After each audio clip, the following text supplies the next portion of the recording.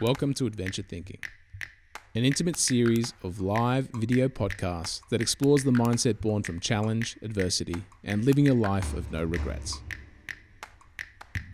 I'm Jonesy, your host, and for the past 20 years, I have been lucky to have embarked on some crazy expeditions. And I'm Lauren, your other host, and I haven't. And returned transformed, with some pretty epic tales to share. I'm more of an accidental adventurer.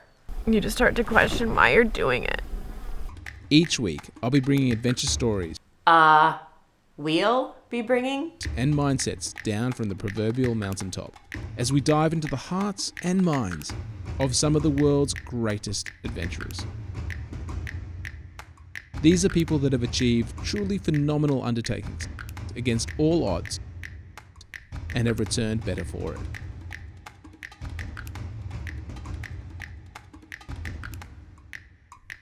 So, do you want to live more adventurously? This is Adventure Thinking. Lauren, how are we this week? I'm feeling good. How are you? Good. Welcome to the postponed episode 9 of Adventure Thinking Live. And again, slightly late, so sorry about that. A chaos in the Jones household. Our babysitter actually had to cancel on us, unfortunately, a friend of ours. Got a COVID call. And, well, it meant we had to scramble. So we scrambled. Everything's all good. But here we are, and we are so excited to finally talk to Jess Watson after I was How many sick. tries? And then she had, because she is not only an amazing adventurer, she also is a corporate star heavyweight strategist. She had a busy week last week. So thank you so much, Jess, for coming on. Yeah. Justin, any lessons that we've learned that we want to pitch out there? We changed the video, you might have noticed. We have changed the video. It's quite funny because Lauren wasn't represented in the opening video because originally I was going to be the host, and we were like, "Well, how can we include Lauren but in a fun way?" And so it's not quite there, but that's just a little bit of a laugh for us. Cobbling it together as we go. Yes. Yeah, but we have a really, really exciting person for everyone to enjoy today, and it's the Jessica Watson, I should say. And it's going to be a fun little chat and story and interview, but I want to share a story. I don't think she really needs too much of an introduction, but Jess is obviously most well-renowned for, at the age of 16, sailing around the world solo and unassisted over 210 days. And I actually want to go back and tell a little story, because it's all about me. Come on. I want to tell a story that actually stems back from when Jess was 14. Now, Cass and I had actually come back from the Tasman, done that trip, and Jess actually approached us for, I think she was asking for a little bit of information or advice around a certain piece of equipment or a certain process. I can't remember what it is. That's immaterial. But so she gives us a call, and it's during the week, and we're working away in this office together, Cass and I. And she said, "Look, can you get me this information by the end of the week? I need it for next week." I'm like, "Sure, Jess, we'll get that to you completely fine. Don't worry about it." And we forget.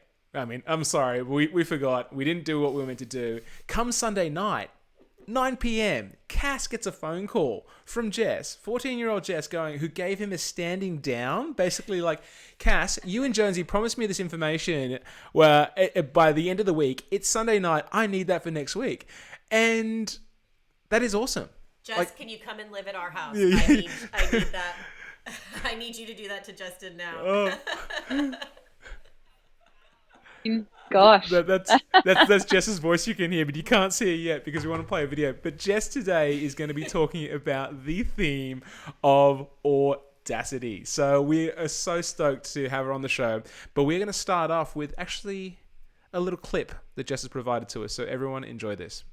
I'm completely overwhelmed. I just don't know what to think and what to say at the moment. So it's all a bit much, but absolutely amazing. Jessica Watson will set foot on a firm ground, although I have to say the pontoon on the Man of War steps can be a little bumpy at times, so she'll be at home at first. Here we go.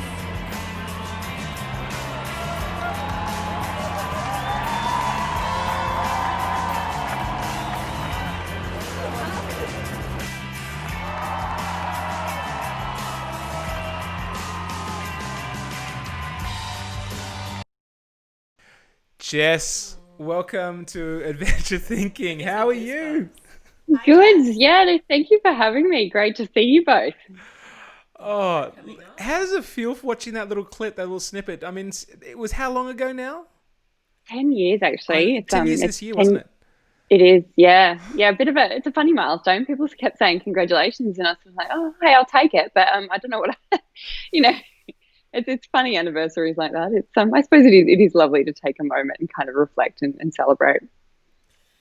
It's a pretty big moment. It's a huge moment. You want to bring your mic a little bit closer to you, Lauren? Is that okay? Or just we have the dog between us. Yeah, the dog jumped up on the couch in between us and has kind of made things a little bit funny. Can you hear me? I guess so. I mean, if anyone's out there can't hear Lauren, then give us a hoy and we'll boost her sound up. So I was pretty excited, Jess, when we asked you what word is really resonating with you at the moment or had resonated with you out on expedition. I kind of thought that you were going to say isolation or solo, considering you did this expedition solo, unassisted for 210 days. Yep, that's right. 10 days. Being alone as a teenager, I can't imagine, not to mention what you actually did. But no, you came back with Audacity, which I love, because when I first heard it, it's funny because Audacity, if somebody said, oh, you have the audacity to say that, I would think it had a negative connotation. But then again, I thought, well, if somebody has an audacious goal, that's actually a positive connotation. So I can't wait to hear what Audacity means to you and why you think we all kind of need to reflect on kind of the power of being fueled by this word. Yeah, absolutely. I thought I'd take you on a little bit of a journey to sort of what this word means to me. And if we've got the first slide there, I've got an image, the map of the world, I thought I'd just give you that quick recap of the voyage. So it was really pretty audacious. Sail solo, non-stop and unassisted around the world and be the youngest person to do it, which the record of time was 18 and I was wanting to do it as a 16-year-old. And you can see here that the way that you sail around the world following this general sort of conceived idea of what is a voyage around the world, it means that you're just in a lot of empty old ocean. There's huge stretches of empty water out there to take you around under Cape Horn, which is right down there by Antarctica, into the Atlantic Ocean and back under, South Africa, through the Indian Ocean and back home. It took 210 days, 23,000 nautical miles, and I actually spent Christmas at a point we call Point Nemo, which is down there in the bottom of the South Pacific Ocean. And it's the name of the place that's actually furthest anywhere from land. So I couldn't have been more physically remote during the absolute majority of this voyage. And it was actually about halfway around the world in the Atlantic Ocean there where I struck some of the worst weather of the trip. And I want everyone to try and imagine what it's like for a moment to be on this little pink boat completely in the middle of an ocean. Instead of the four walls that are probably surrounding you right now, this is just empty ocean in every direction. And if we flick to the next slide there, this situation could have been days, if not longer, for the nearest help to reach me. And I got a forecast telling me to expect bad weather. So knew it was going to be bad, said about preparing myself, preparing the boat, but the conditions that particular night got a lot worse than they were forecast to.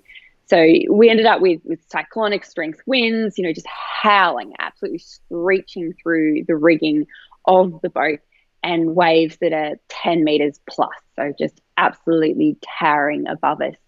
And during that night and that storm, we experienced 4 knockdowns. And a knockdown, for any non-sailors out there who are unfamiliar with the term, is the term we use for the boat being rolled upside down. It was the third of these knockdowns that was the worst. You can imagine, in that dark cabin in the middle of the night with just absolute screeching wind, you can hear the breaking waves, these really dangerous breaking waves above the sound of that wind. So after a couple of knockdowns, I knew what to expect. When I heard that roaring, thundering noise, I knew I had to brace myself. And this third wave, it was the loudest of the lot. It sort of, heard that horrible roaring noise, knew instinctively I had to sort of brace myself, hang on.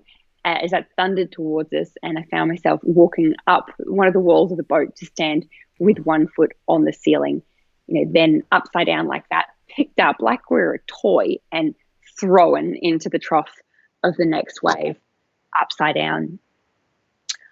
I can't tell you how long we were upside down like that for, and I can't tell you exactly what I was thinking in that moment, but I can tell you that there were hours afterwards where I was sitting there, maybe not quite comprehending how we were going to survive, how we could possibly get through, the continued waves like that in those conditions.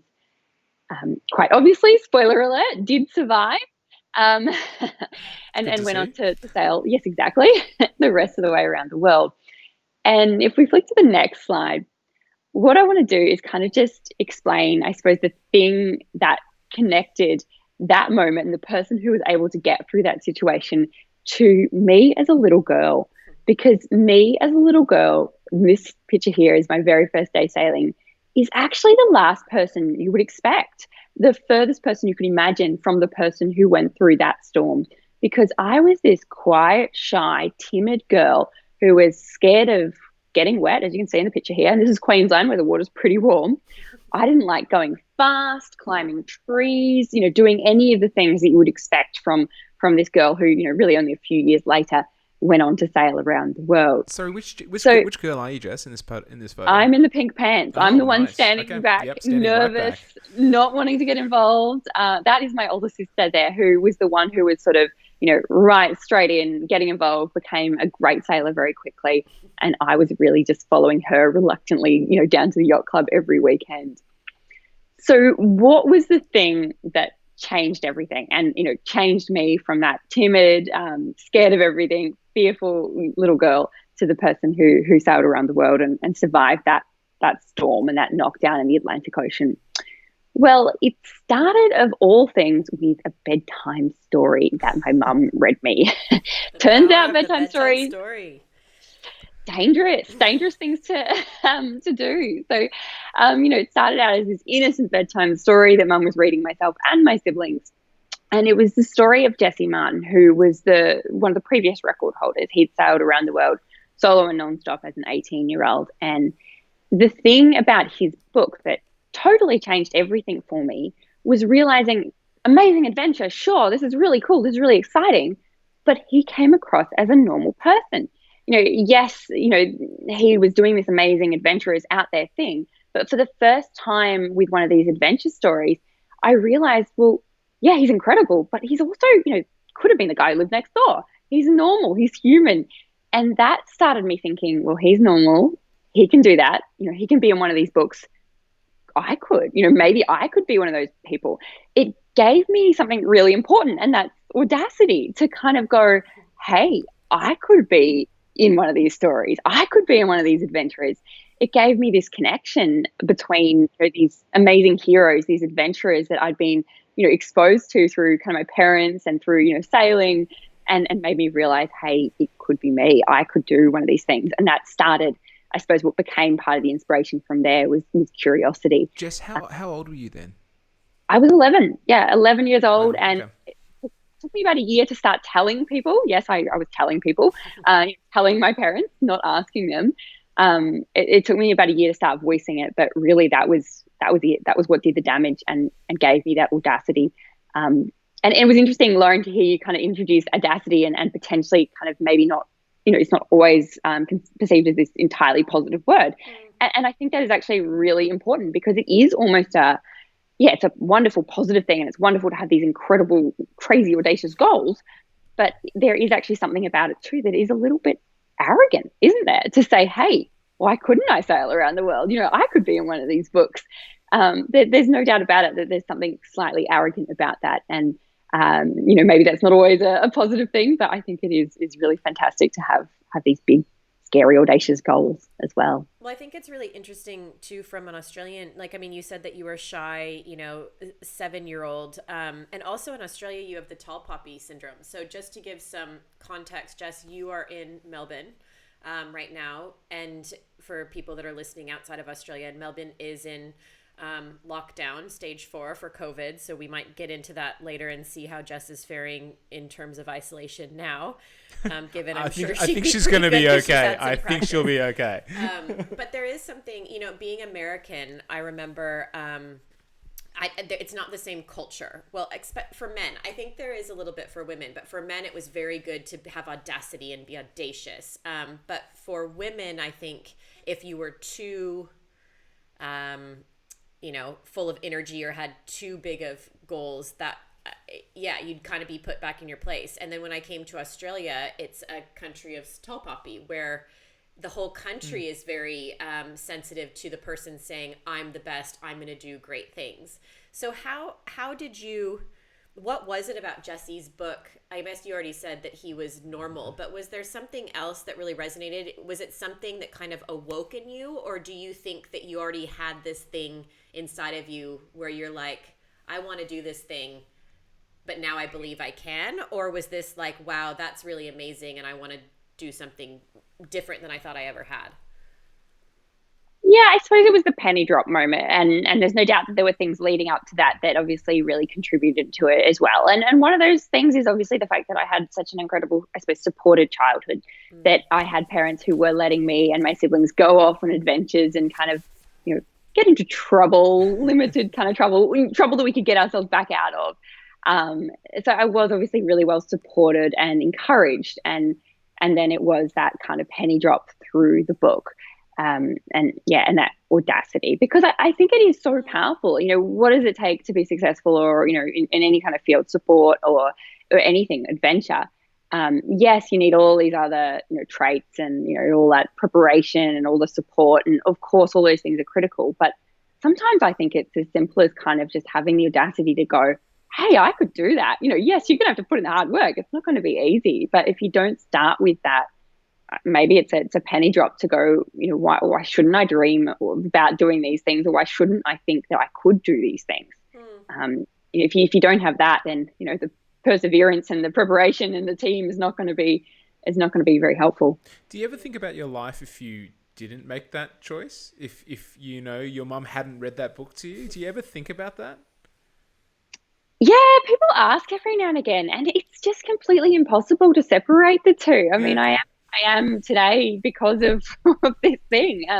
Yes, you kind of grow up through that period, and who knows what was me just growing up, and who knows what was the voyage, but it just can't separate them. I am who I am because of the experiences I had, and that's through the voyage, the years beforehand, and the years since.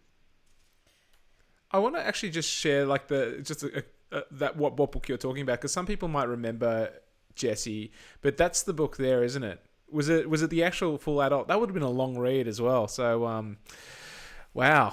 I guess we know what we're reading. Yeah, Morgan. I know. I'm gonna read Morgan your book actually, because I've got your book. Be careful. Like, I tell parents this all the time. Everyone's like, what can you tell me about, being a parent and raising adventurous kids? And I'm like, oh my gosh, I'm so not qualified to be giving parenting advice. No one is, so you're more qualified than me. Even parents aren't qualified, actually. We're still learning it and ruining everything along the way, I think.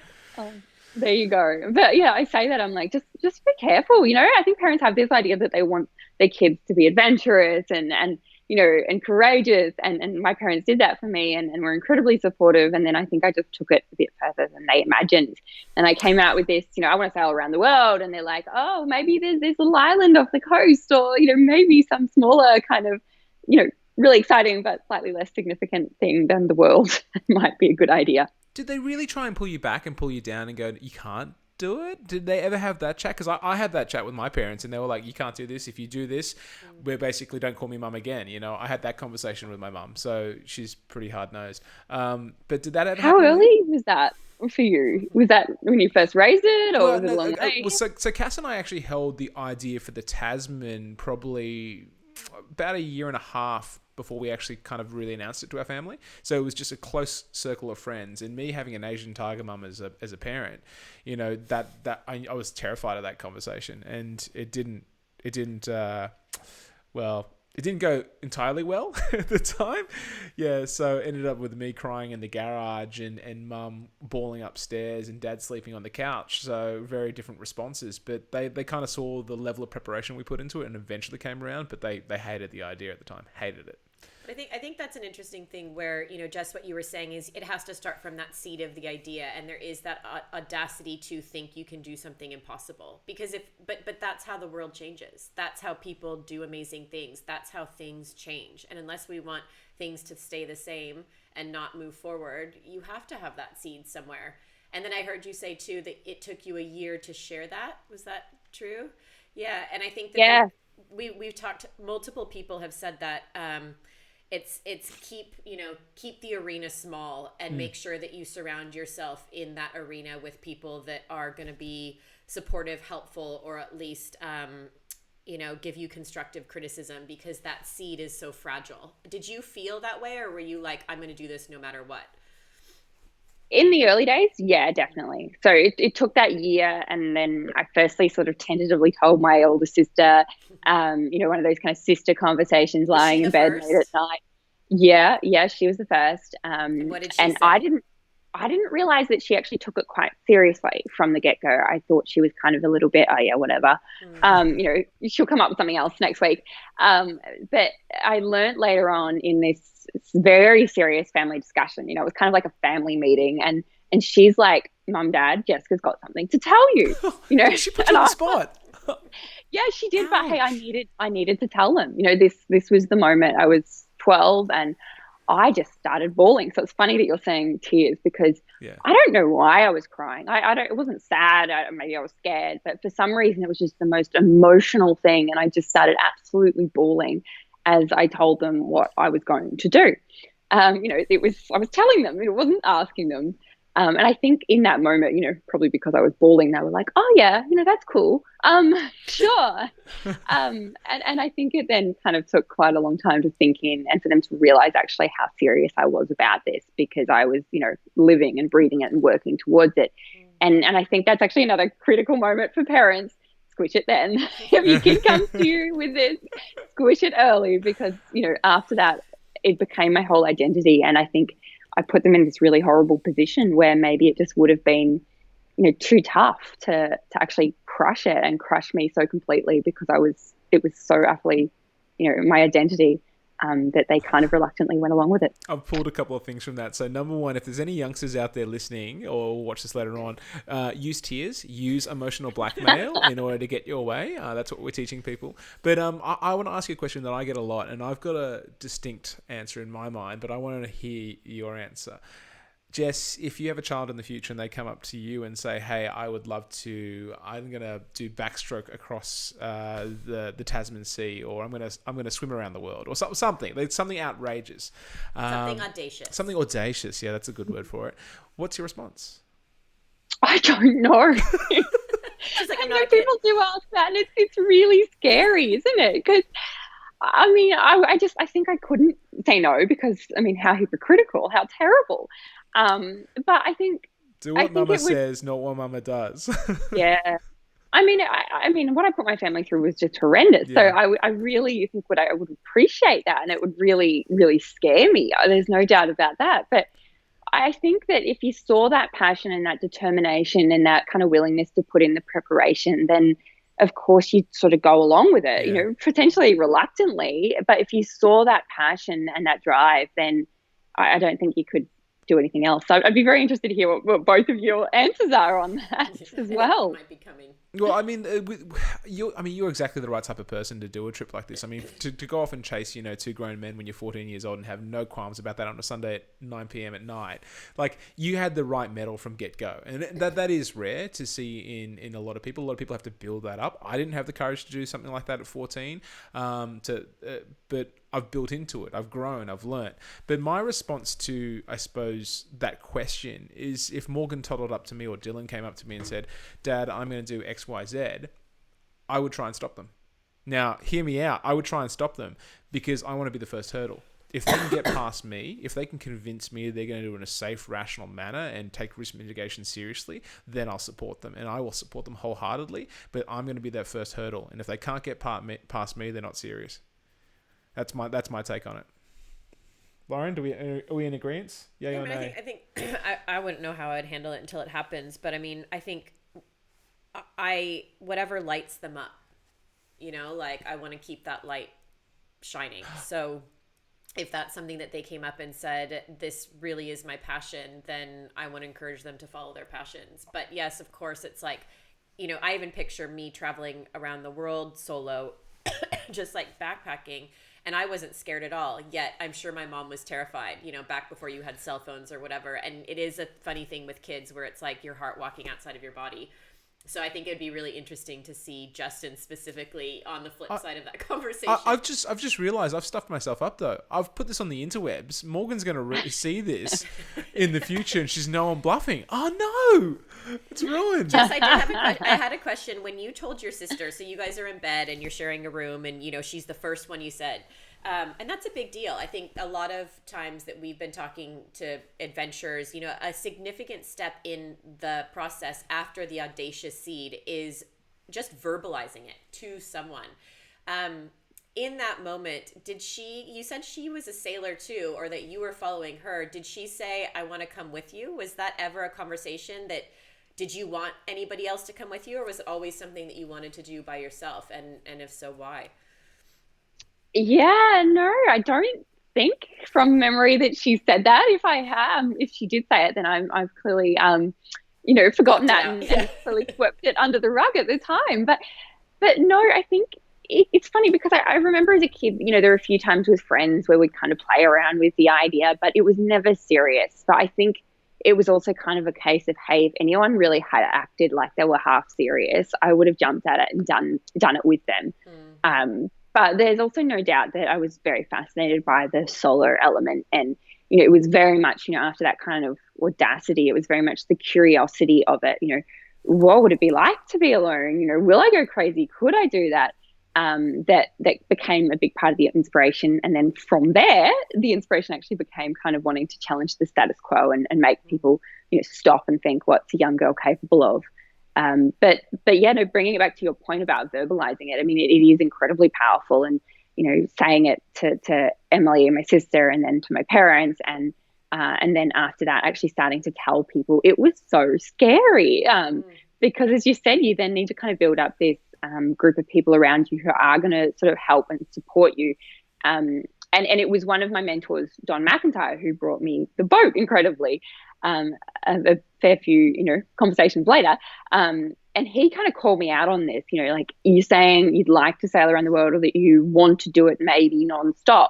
And he sort of very clearly, and it was this amazing conversation where he just called me out and he's saying, look, if you're not saying it, I know you mean it, you've shown the intent through the preparation, but if you're not saying that you are going to do this, very simply, you're not going to bring people along. You're not going to get them on board with the trip. And I do remember, I look back with, kind of a little bit of amazement sometimes of these conversations after that, where I'd be sitting in boardrooms with sponsors and I was somehow able to look across the table as this, clueless 15-year-old and say, I am doing this. We are doing this with the team, and, convince them to support this, which is crazy, but it shows how powerful it is once you do overcome that fear of saying, I'm doing this, and that it will bring people along. Well, I think that's the power of audacity. That's it right there, that a seed that was so strong and so important to you that it could embrace and have grow, inside of you, and then that you could go outward with it. The fact that was so strong, and I think embracing that big thing allows you to do things that are impossible. And at 15 years old, I mean, that's sitting in front of a boardroom is hard at 40 years old, so.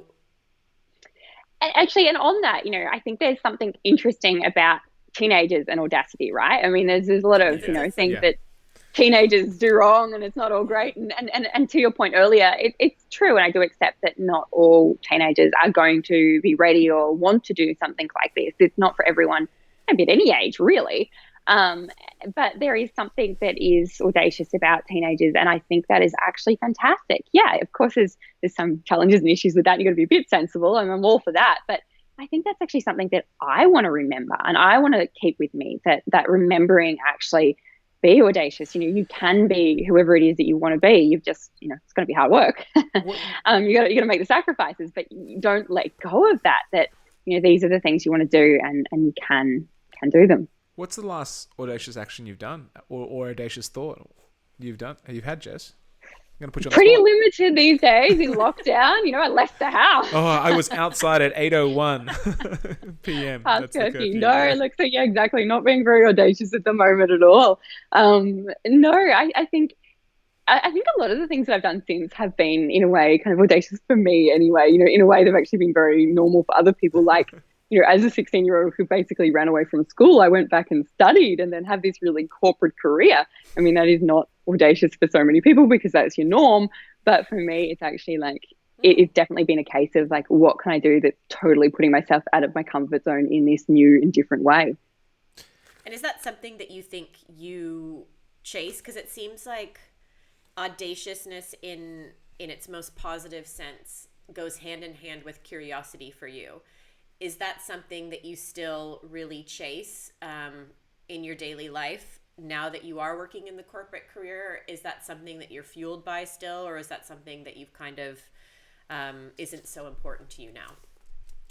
Yeah, absolutely. And, it comes and goes as you're kind of busy with different things, but it is definitely still here. And you know what? Like, sometimes I wonder, wouldn't it be great if you're just one of those people who were content to live on a nice beach town and, have a simple and happy life? But for some reason, that's not me. And for better or for worse, sometimes it's pretty annoying to kind of feel this urge to continually wanting to challenge yourself and, and keep growing and developing in new ways. I actually think I'm half that person. Like I'm half that lazy sloth. I shouldn't say lazy sloth, but I liken myself to a rock. If I'm sedentary and I'm still, it is so hard to get me moving. But once I start rolling, then it's hard to stop me.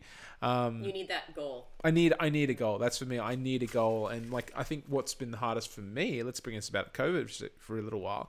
It's been hard just having the wings clipped a little bit. I mean, having done a big, massive expedition with Morgan through the outback, and now we've got Dylan, and I'm thinking, well, we've got to provide an experience to her as well, but we don't know when we can travel, when we can leave the country, what's going on, and that kind of has dulled a little bit of the fire for me. So it's nice for us to have this project, for example, Adventure Thinking, that we're working on.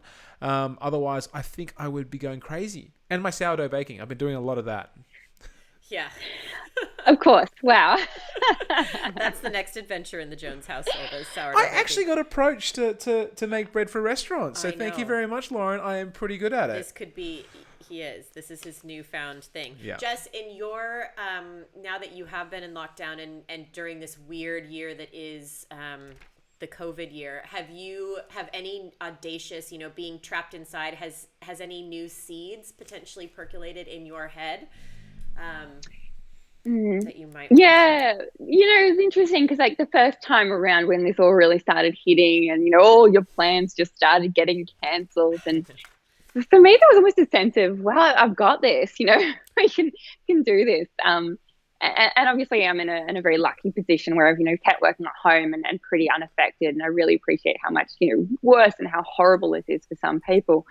But for me, there definitely was a sense of having actually headspace for the first time in a very long time. I think I probably was kind of coming into this maybe even a little bit burnt out and just, running so hard all the time that all of a sudden you had weekends and evenings where you had time.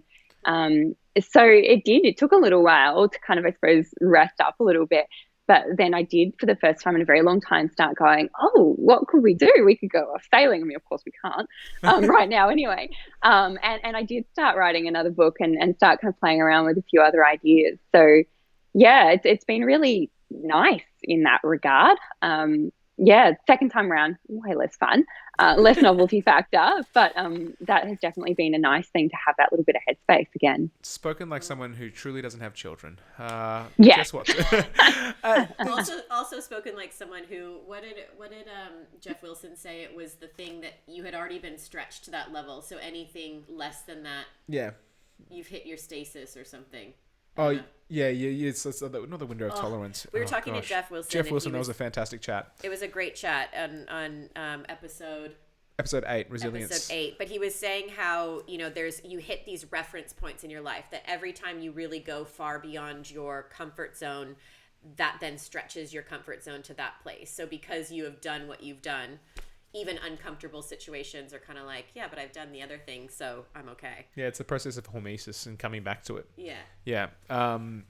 Interesting. Yeah, and very super good. very true. But it I doesn't mean never that. thought about it like that. Like when, like my hormesis moment was taking a 1-year-old out into the outback, and now everything feels a bit easier compared to that, even though not always.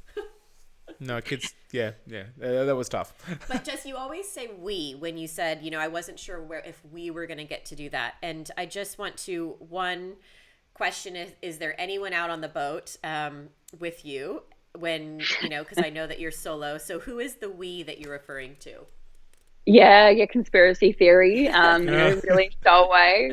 Wasn't really alone. You know what? Actually, this is a total tangent. I shouldn't be going on. No, but go on them. Tangents are good. There are still, and there were at the time, people who just couldn't believe it. They couldn't get their head around it, so they would make up stories about you're not really alone, or you haven't done it because of this, and yeah. The audacity. Surely it can't be true. Yeah.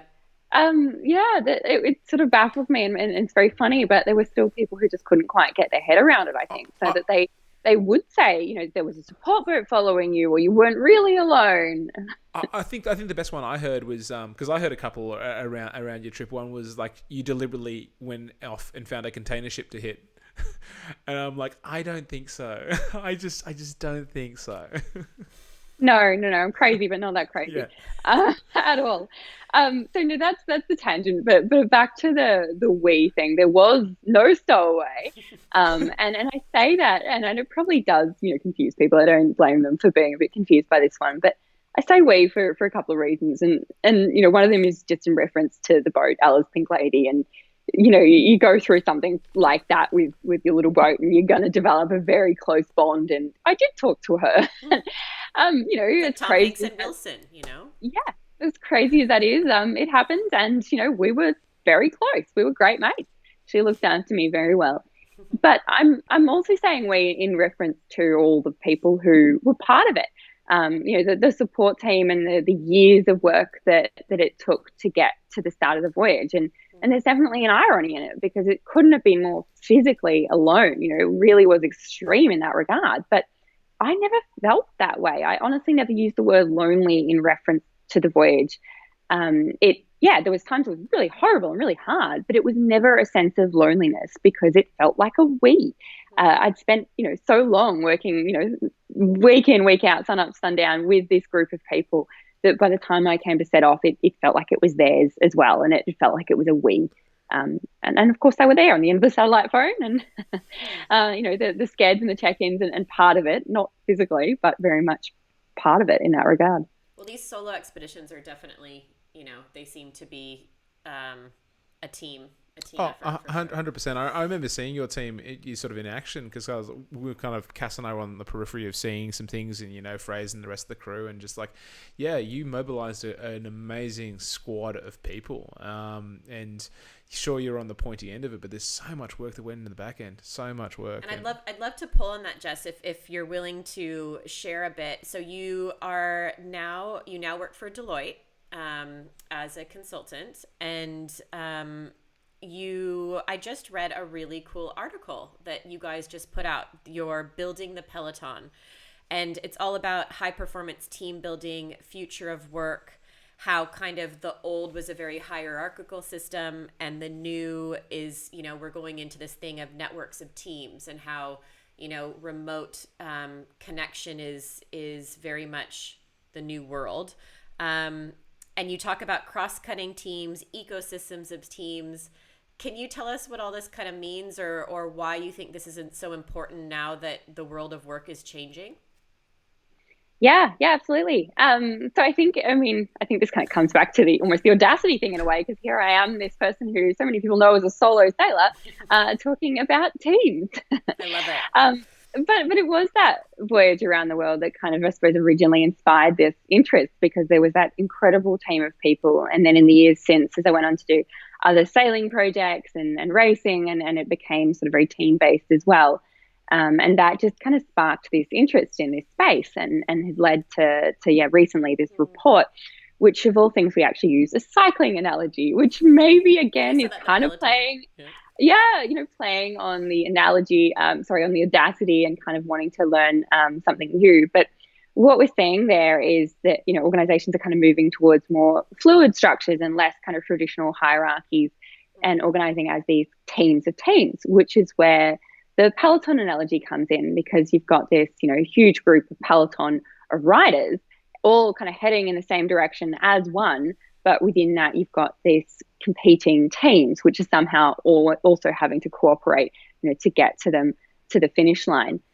So we looked at that and kind of the way that they interact, and then kind of zooming in again to within the actual team and go, well, what creates an effective team within that? And we predominantly investigated this in a corporate sense and found some really interesting things, but a lot of it also comes back to my own experiences working with teams as well. We talk about something like diversity of thinking in the corporate world and how important that is. And that's actually something I credit with keeping me alive when I sailed around the world, because the team had this incredible diversity of experience, and they, brought this to the dusty shed where we were getting the boat ready, and we would have these intense debates, and all these different perspectives really came to light, and ultimately that actually allowed us to make the right calls. We didn't have any calls looking back where we would have done stuff differently in terms of equipment or preparation. And I realize now that I can really credit that to that incredible kind of diversity of experience from the team. Yeah, it was I loved kind of reading through. You kind of had 5 key things. I know that the diversity of thinking was one. What would you say was something surprising that you learned or you were able to reflect on in your own environment that was really important to kind of, an effective team in this new world of working? Yeah, I mean, absolutely. You go to psychological safety. So, a lot of people kind of familiar with the concept of trust being important to teams, and more and more we're hearing about psychological safety. And this was, I think, if there's one thing from the report, that's just critical to having an effective team, it might be this.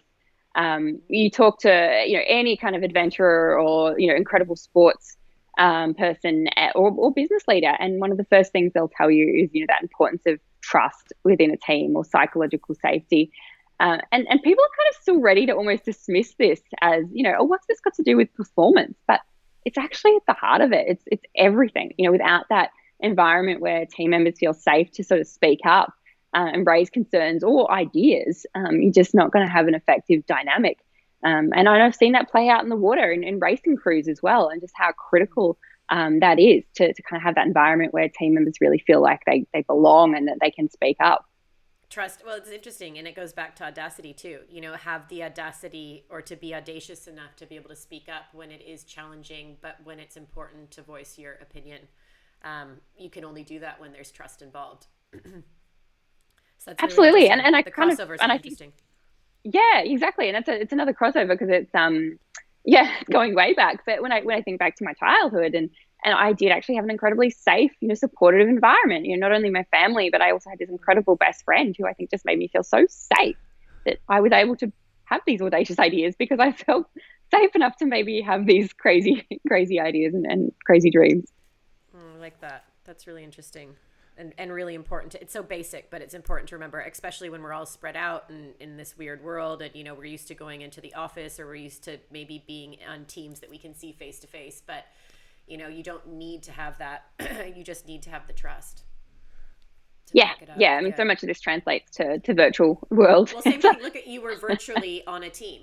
You were solo out there for 210 days, yet you had the safety net of a virtual team. And I know Justin talks about that a lot too with Antarctica, and that you've even credited Gammy for helping you get through it, and he's credited you where he said, I just knew you guys were out there. Yeah, I mean, like if you don't feel alone, like in a situation. So what Lauren's referring to is the Antarctic trip I did. Cass and I on one team, and there was a Norwegian pole explorer who was doing the same trip, and all 3 of us say that if we weren't down there that year at the same time, the trip wouldn't have been unlocked and completed, because we're there kind of egging each other along. So this collaboration kind of grew, and we'd talk to each other on the satellite phone, and he'd share information. And I think that was probably one of the, not feeling alone and feeling safe and feeling trusted and feeling like you're in it with someone else is pretty huge.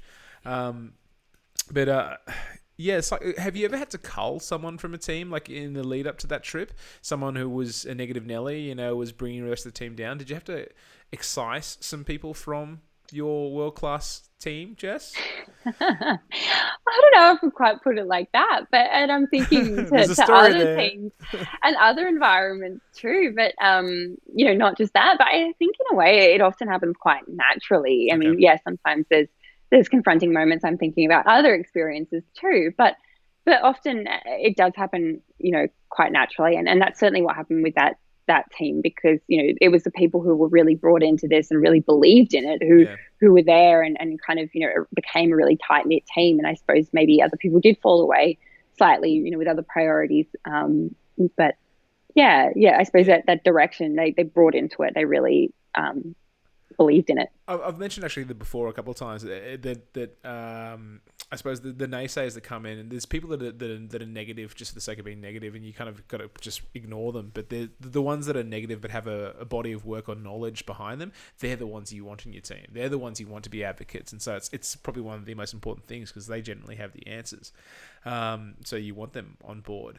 Now, I'm just going to say to anyone who is watching online right now, if you've got a question for Jess, throw it in there. I do have a couple on Instagram that I'll get to, but Lauren, do you want to charge through some of yours before I jump to the Instagram I'll questions? just do maybe kind of, as we always do, a quick little summary of the conversation, and then we'll dive into questions that people have. But for me, Jess, I think the things that really have resonated is, this fine line between audacity for the sake of audacity, which kind of has that negative arrogance to it, and then audacity for the sake of having a big, potentially impossible goal.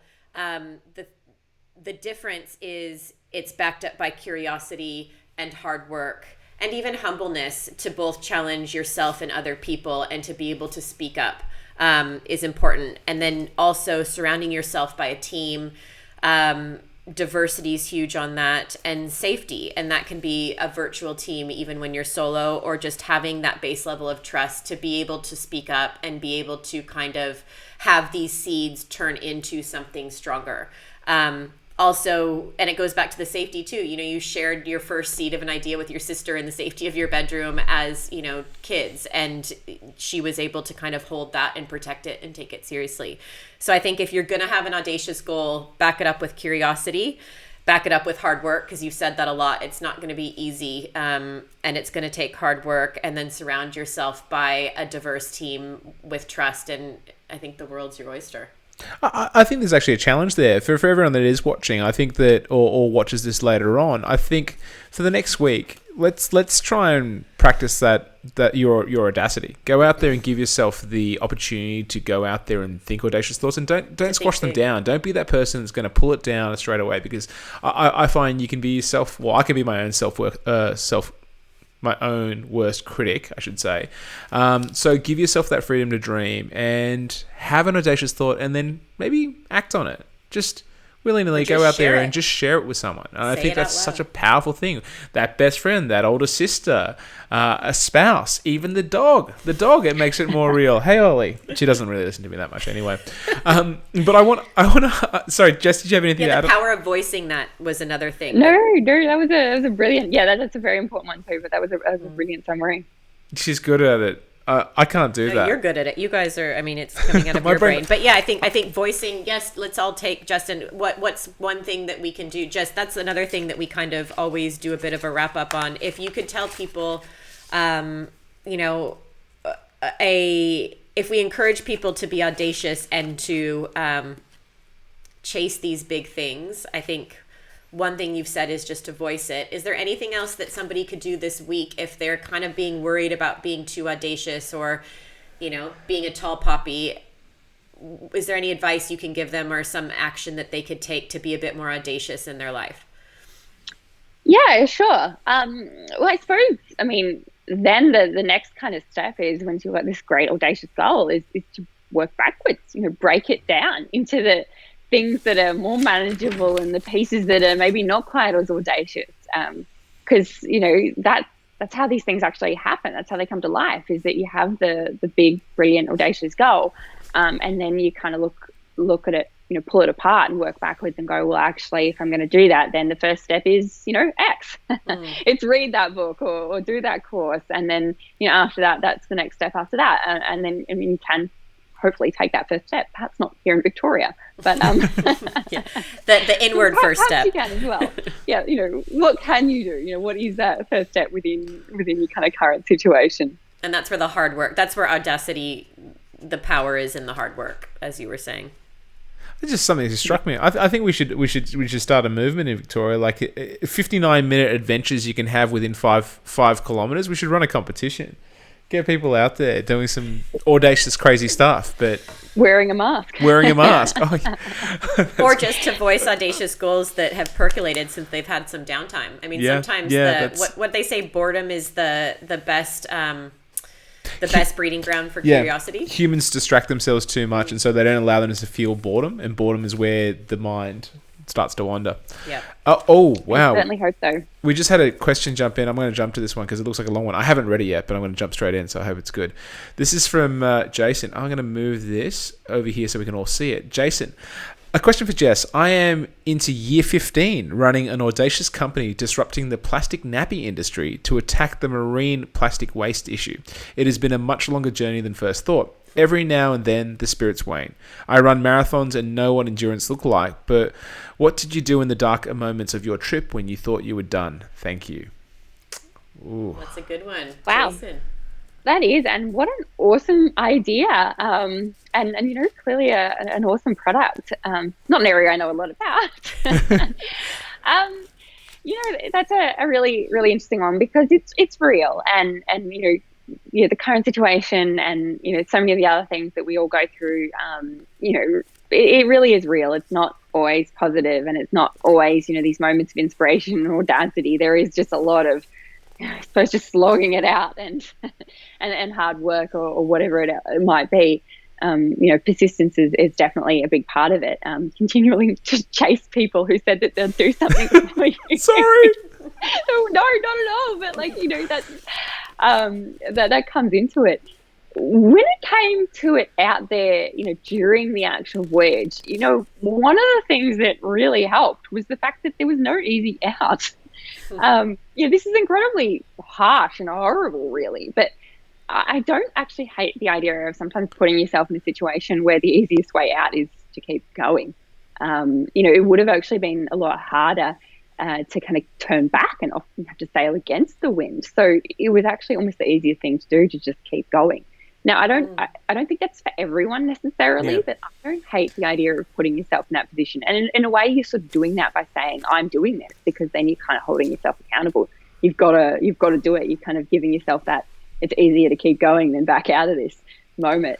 But from a mental perspective, I think, one of the most powerful things I kind of learned about grit or resilience out there was actually kind of developing a mental discipline about focusing just on the next few steps when the going gets tough. When you're having a good day and it's warm and it's sunny, you can kind of go, oh yeah, the whole ocean ahead of me, it'll be fine, we'll get there. But when it's cold and it's wet and it's miserable and you're going slow, I found that I actually just had to focus just on a few hours ahead or just the next little milestone. And kind of that became a bit of a discipline to go, hey, I'm having a rubbish day. I'm just going to focus on this little step ahead of us. Because that's all I can cope with now. And that little step is kind of a part of the journey and it'll get me to the big goal, but I'm just going to think about that now. I'm going to shut out the rest. And that, I'm not saying I didn't do it perfectly all the time, that's for sure, but that still helps, back here on dry land as well. And where was your headspace when, you opened this conversation up with that story where you had been knocked down, 3 times, and here you are and it's massively loud. You're alone, you're in scary seas, and you're knocked down. Where was your headspace then? Survive the night? Yeah, definitely. Oh, a few hours. Yes. Survive the next wave. You're really zooming right in a situation like that. next sked, the next sked with my teams and tell them, okay, those little milestones were the things you're kind of working towards. But time just does funny things in moments like that as well. It's the adrenaline of those moments that actually kind of gets you through. And mentally, it's actually almost tougher when you kind of just got those bleak, boring days when nothing dramatic's happening, but it's just not going very well. And that's where that kind of real mental discipline about focusing just on the next milestone matters. And that's not to say you don't let yourself have a whinge, have a cry to the camera. Did plenty of that. I've seen you, Justin. I've seen you doing a bit too. Yeah. I'm an emotional guy.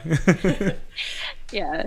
That's not to say that you should be positive all the time, but just let yourself, feel that and just focus on the next little milestone. Yeah, I think that's really important just because it can get really overwhelming. And Jason, thank you for your question. Jason, actually, Kim and Jason run a company called G Diaper, and they were the company that we trialed the fully compostable nappies that we took out to the outback when we were doing zero waste. And I know from knowing them and their journey, they've been on a 15-year journey, and it's been tough because their goal was so audacious and disruptive that they've had their boat's been knocked over a lot. So keep sailing. But it's worth.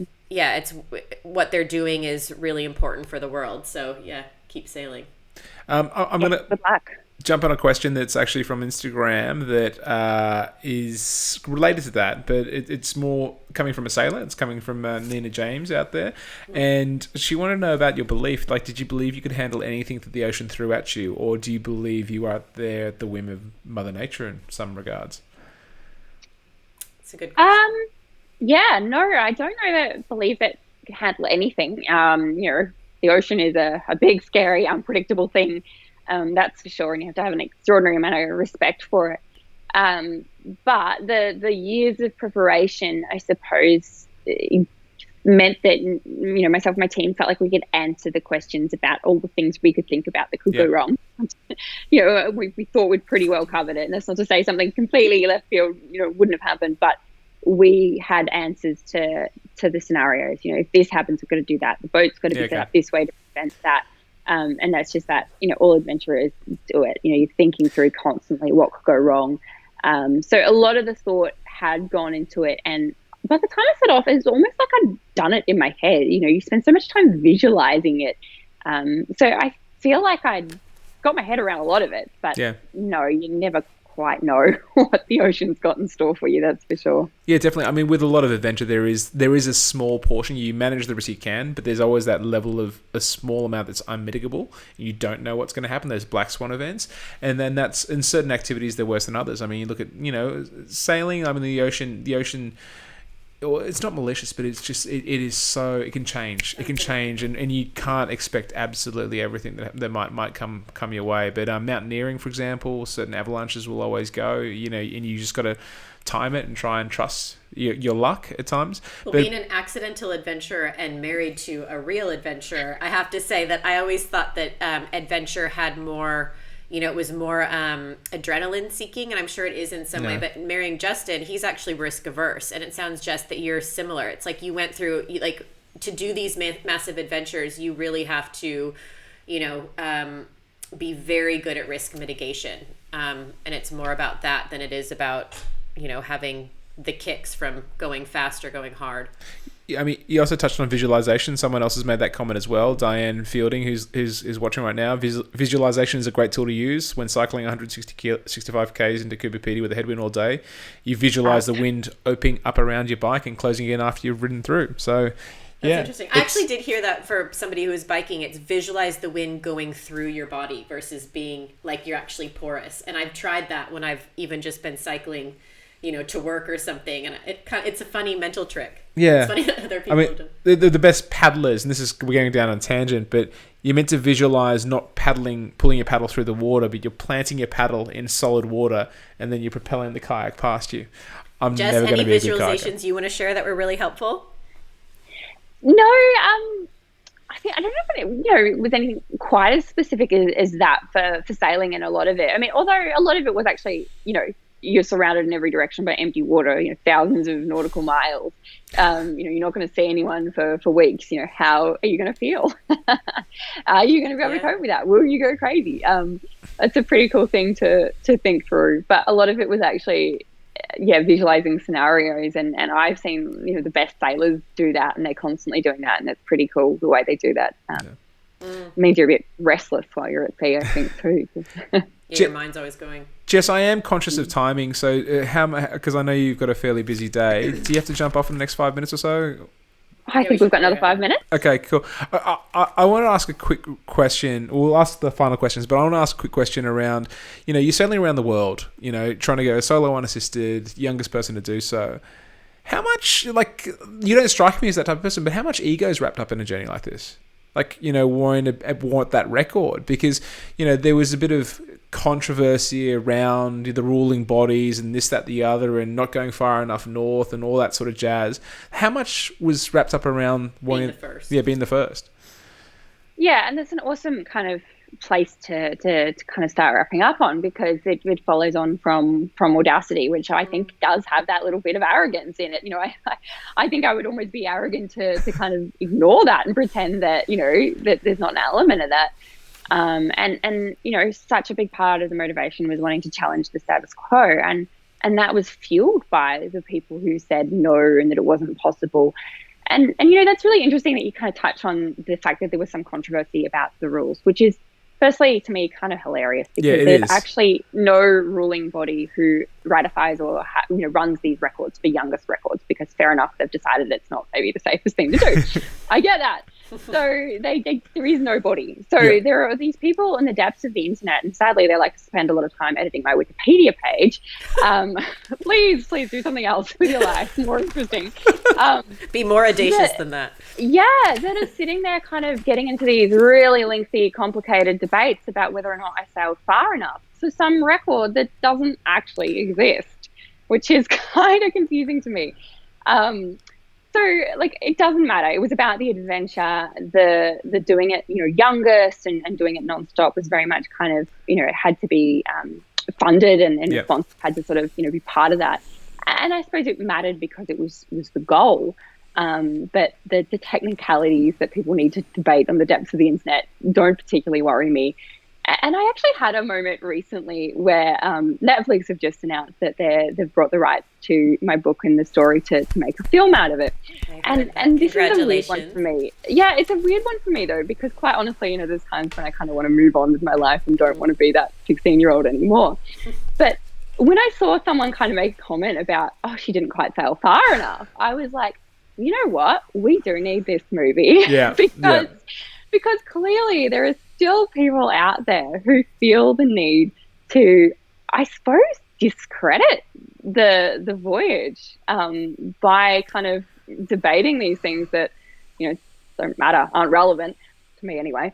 And I felt like, this movie's still got a job to do. We've still got a status quo to challenge here. So I'm kind of excited about it now. Who's going to play Jess Watson? No idea.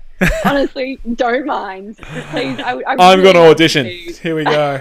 I'm grow my hair long. But it's true. I mean, this movie does need to be made just in the same reason that Jesse Martin's book touched you.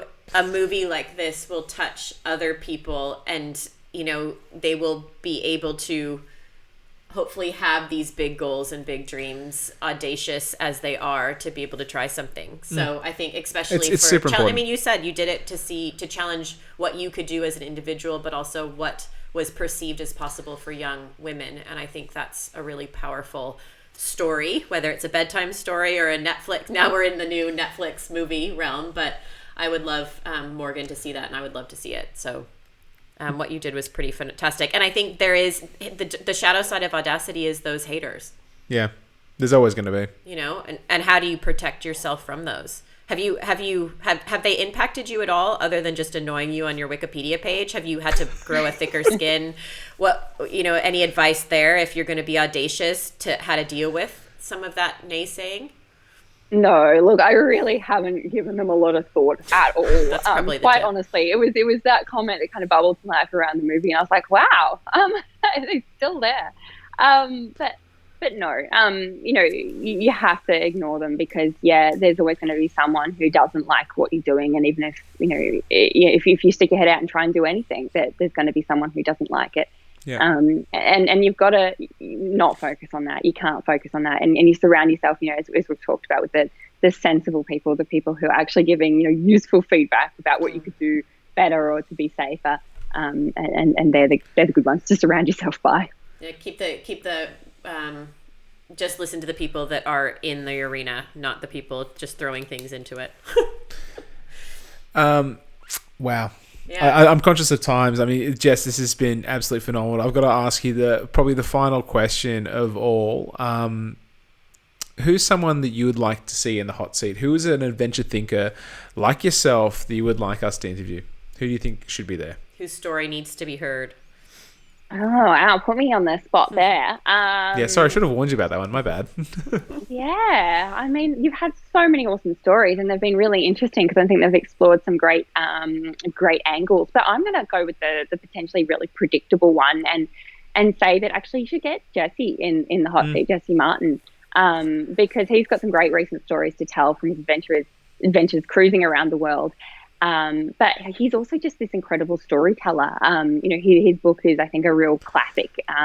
It's a really beautifully told story, and I think he's got a really interesting story to share. So I'm actually up for it because he's got great stories about what happened afterwards as well, with the trips up to Papua New Guinea and all that sort of stuff. And there's sort of anarchy on boats, basically. It's fantastic. So yeah, I'm on you. I'll reach out to Jesse and do that. Actually, do you keep in contact with him much at the moment? I've seen him a number of times over the years, and he's been off sailing in recent years. Yeah.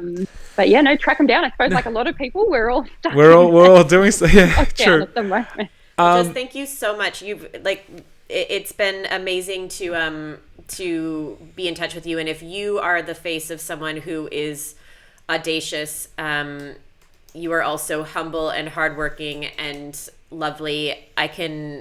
It puts a spin on it and makes me want to be more that way as well. So thank you for sharing your story. And, I can't believe you did this 10 years ago. You've done amazing things in the last 10 years, master's degree, I think, and working in a really, high-powered corporate environment. So I can't wait to see what's next for Jess Watson. How can people get in contact with you, Jess?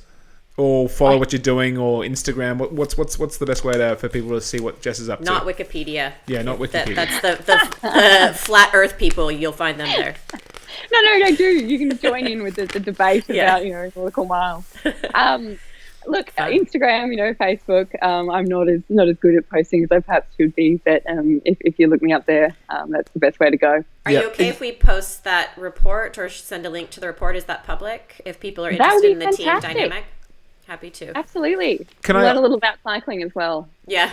Can I also highlight Jess's books? So there's a couple of books now on screen. That's True Spirit. We'll be getting this for Morgan's bedtime reading. I think we will. Sorry, they're not quite. I just dropped them in the screen. That's what's cool about this program. I can do that. So Indigo Blue is your fiction book that you wrote for young adults, young and teens and stuff like that, isn't it? And then there's True Spirit, your book from around the world.